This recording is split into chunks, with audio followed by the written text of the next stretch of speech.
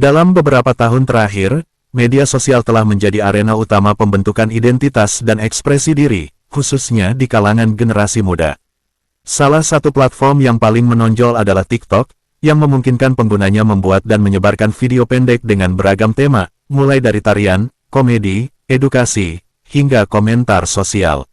Di tengah maraknya tren tersebut, muncul fenomena yang dikenal dengan istilah pria boti, sebuah label yang merujuk pada pria yang berperilaku, berdandan, atau berbicara dengan cara yang diasosiasikan dengan femininitas atau stereotip perempuan. Fenomena ini menimbulkan reaksi beragam, ada yang menganggapnya lucu dan menghibur, sementara yang lain mencibirnya sebagai degradasi maskulinitas atau bahkan menyamakannya dengan orientasi seksual tertentu. Video ini bertujuan membedah fenomena pria boti di TikTok secara lebih dalam, menelusuri konteks budaya, aspek gender dan identitas, hingga respons publik yang berkelindan dengan bias sosial. Dalam prosesnya, kita akan menyoroti bagaimana media sosial tidak hanya merefleksikan realitas, tetapi juga turut membentuk norma dan persepsi masyarakat terhadap gender dan ekspresi diri. Sebelum kita mulai videonya, jangan lupa untuk klik tombol like, tinggalkan komentar, dan subscribe agar tidak ketinggalan konten menarik lainnya. Yuk langsung saja kita simak videonya.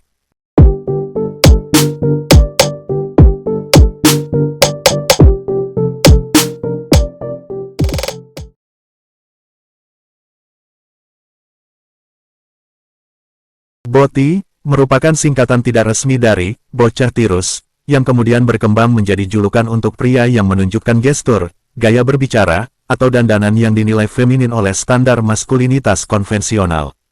Di TikTok, pria boti sering muncul dengan gaya bicara yang centil, ekspresif, serta penggunaan filter atau make-up yang diasosiasikan dengan perempuan. Fenomena ini menarik karena muncul dalam lanskap budaya digital yang sangat terbuka namun tetap dibayangi norma konservatif. Di satu sisi, TikTok mendorong kreativitas tanpa batas. Di sisi lain, masyarakat Indonesia yang masih kental dengan nilai patriarki kerap mempermasalahkan bentuk-bentuk ekspresi gender yang menyimpang dari pakem tradisional. Salah satu kesalahpahaman umum yang muncul terhadap pria boti adalah anggapan bahwa mereka pasti memiliki orientasi seksual tertentu, terutama homoseksual. Padahal, ekspresi gender tidak selalu berbanding lurus dengan orientasi seksual. Seorang pria bisa saja menampilkan ekspresi feminin tanpa harus mengidentifikasi dirinya sebagai gay atau transgender. TikTok, sebagai platform visual, justru membuka ruang bagi eksplorasi gender yang lebih bebas. Namun kebebasan ini tidak serta-merta diterima sepenuhnya. Banyak pengguna TikTok yang memberi komentar nyinyir, meledek, bahkan membuli pria-pria yang dianggap tidak laki-laki, hanya karena cara mereka menari atau berdandan. Ini menunjukkan bahwa meskipun kita hidup di era digital yang serba terbuka, norma-norma gender konvensional masih sangat mengakar. Keberadaan pria boti seolah menjadi gangguan bagi sistem sosial yang selama ini menempatkan laki-laki sebagai simbol kekuatan, ketegasan, dan dominasi. Menariknya, sebagian besar pria boti di TikTok justru memanfaatkan stereotip yang dilekatkan kepada mereka untuk keuntungan personal. Banyak dari mereka yang berhasil meraih popularitas tinggi dengan menjadi karakter yang lucu, menghibur, dan menarik perhatian. Dalam hal ini, pria boti bukan hanya berperan sebagai individu, tetapi juga sebagai produk. Mereka menjadi bagian dari ekonomi kreator digital, di mana likes, views, dan followers menjadi mata uang utama. Bagi sebagian kreator, menjadi boti bukanlah refleksi identitas asli mereka, melainkan sebuah strategi konten. Namun, strategi ini pun bukan tanpa risiko.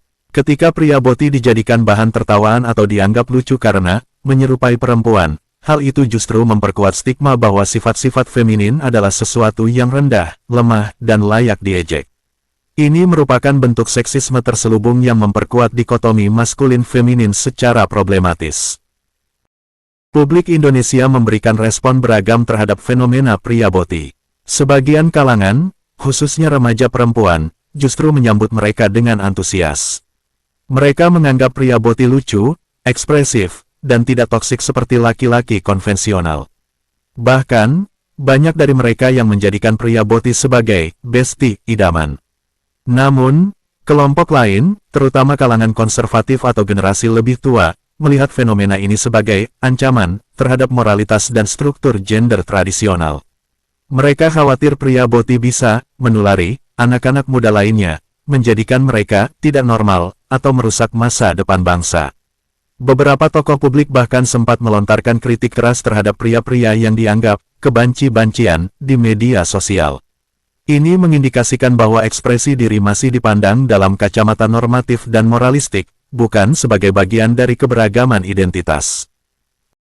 Di balik semua kontroversi ini, fenomena pria boti juga bisa dilihat sebagai bentuk perlawanan terhadap maskulinitas toksik.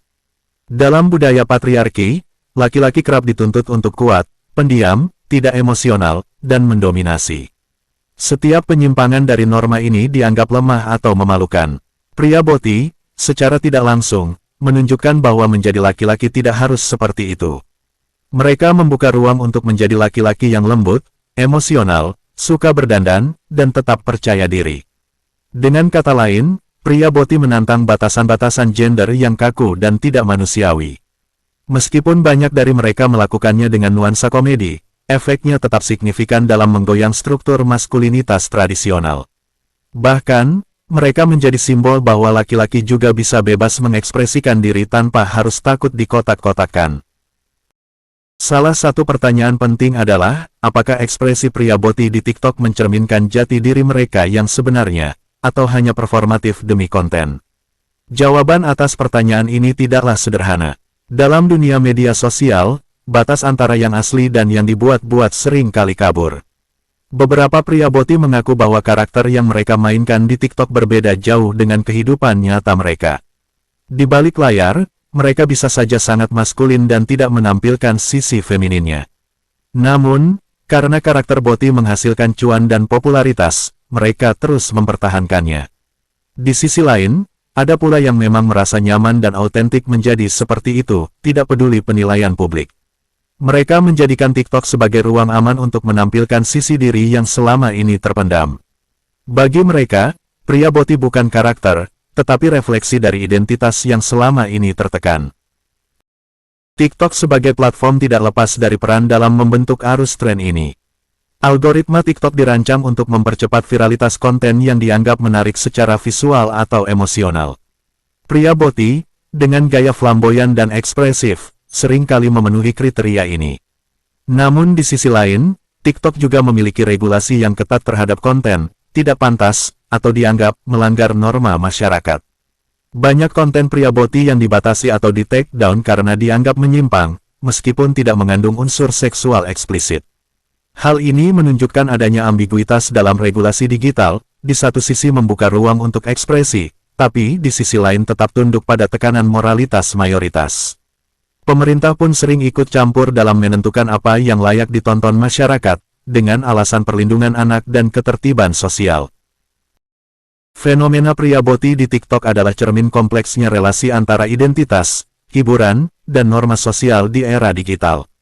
Ia memperlihatkan bahwa media sosial adalah medan tarik-menarik antara kebebasan dan kontrol, antara otentisitas dan performativitas, antara ekspresi diri dan ekspektasi masyarakat. Alih-alih melihat pria boti sebagai ancaman atau sekadar bahan lucu-lucuan, penting bagi kita untuk menjadikannya pintu masuk menuju diskusi yang lebih dalam tentang gender, ekspresi, dan hak setiap individu untuk menjadi diri sendiri. Oke guys, itu dia video kita kali ini. Jangan lupa kasih like kalau kalian suka, tulis komentar di bawah, dan share ke teman-teman kalian. Subscribe juga biar kita makin semangat bikin kontennya. Sampai jumpa di video berikutnya, bye-bye.